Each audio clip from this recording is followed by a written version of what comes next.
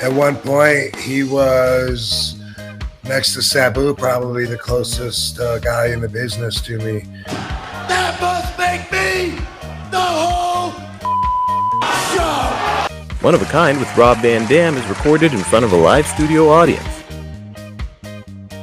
What did RVD think of? We know about Mike Awesome, but what did RVD think of Mike Awesome? You had some great stories already with Mike Awesome.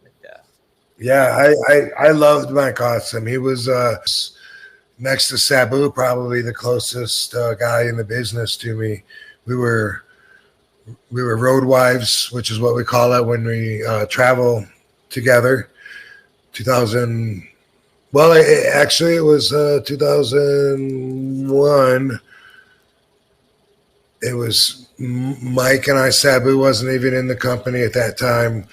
And Mike Austin, but Mike was a friend of Sabu's from FMW, so that's how I connected with him. You know, if you're a friend of Sabu's, you're a friend of mine. You know, and it was like that. Same thing with Louis Piccoli, anybody. But you know, he was in Sabu's clique if he was on the road with Sabu, and so he and I became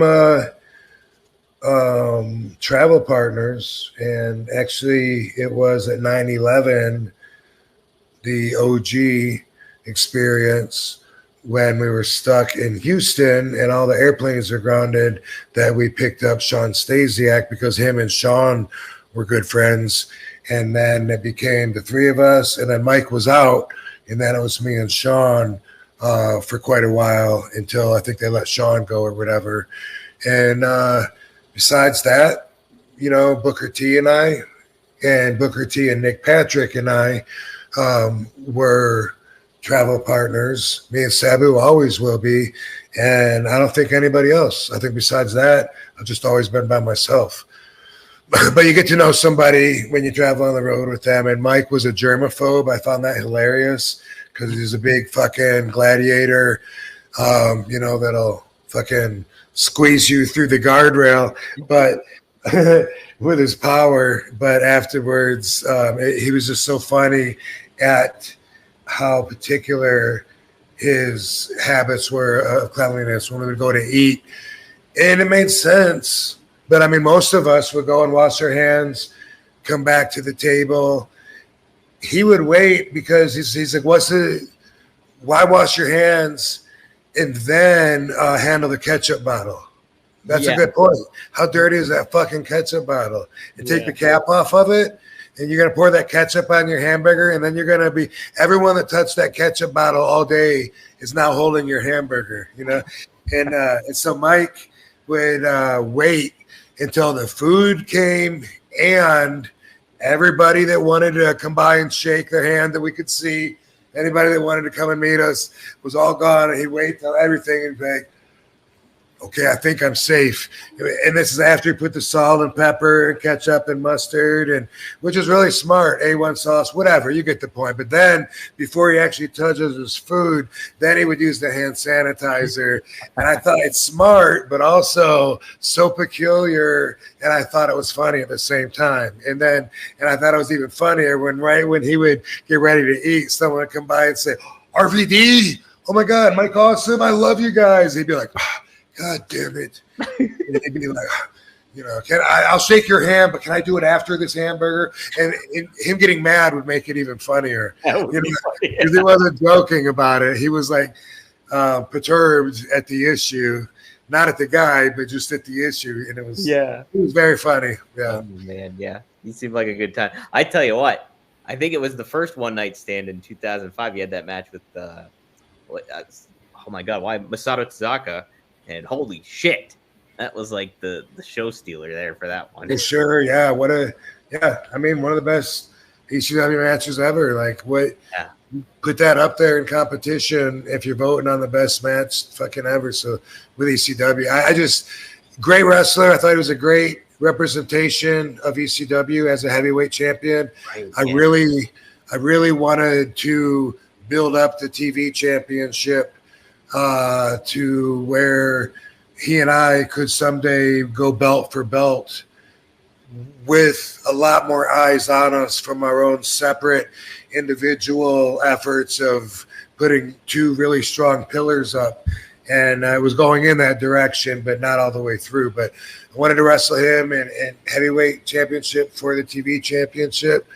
I was a big fan of his work. And one thing I got to say about him personally, because if there's any chance that his kids are listening, watching, or anyone that knows his kids is watching, I got to say he loved his fucking kids.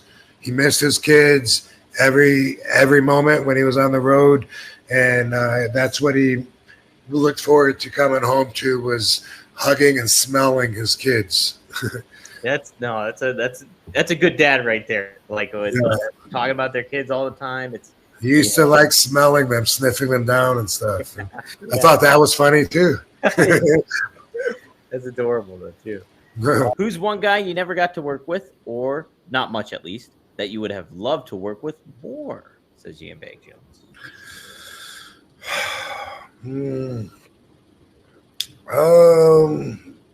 These questions are always really challenging for me. Yeah. Kind of mentioned him already in Mike Awesome, because like you all also. There you go. Yeah, there you go. Perfect answer. Thank you. I would have.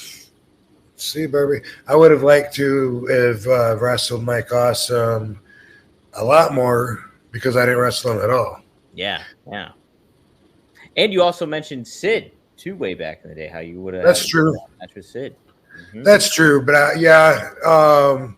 that was something where the promoter put it together.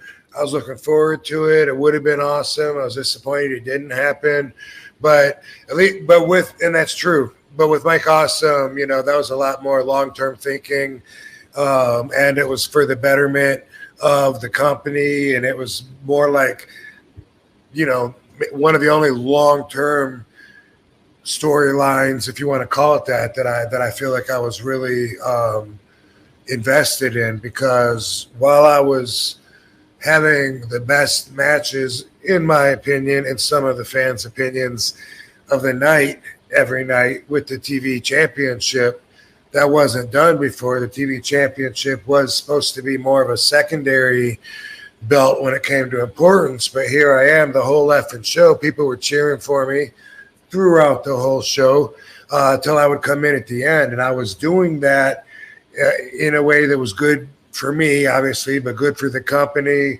good for the story. And while Mike was an awesome, no pun intended, heavyweight extreme champion, I wanted to put that off as long as we were growing. Wait, not yet, that one of those things, because ECW's crowds were growing, our opportunities were growing with everything, just getting our name out there. So I wanted to make it to a stage where we were at our absolute biggest and then collide. And I'm sure those would have been some of the best matches that I had in ECW. I'm sure. Yeah, 100%. And it was neat too, because you talk about how big of a dude Mike Awesome was. He looked like this champion that would, like, just this monster that could stop. And then you would contrast with them with your abilities and your different style in the ring. It would have been a hell of a match. And then plus the cachet you were building by holding that TV title and making that your own.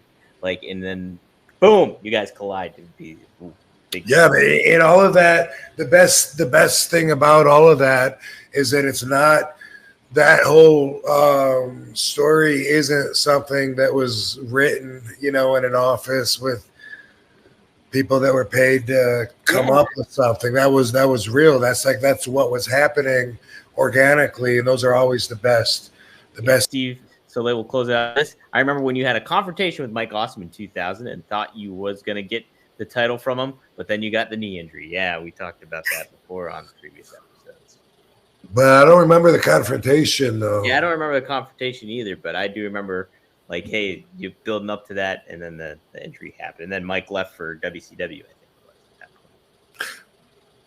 Is that right? Oh wait, well, I'm trying to. I guess it must be the ankle injury because that's when my TV championship ended, and yeah, I don't remember the confrontation though, but I got some time to burn.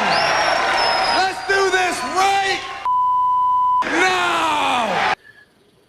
I think it should have. It's cool to have teased it, but I would have liked to have done it much later if we were continuing to grow at the pace that we were back then. Yeah, absolutely, man. Yeah, that's another one of the top matches to have. It would definitely be that.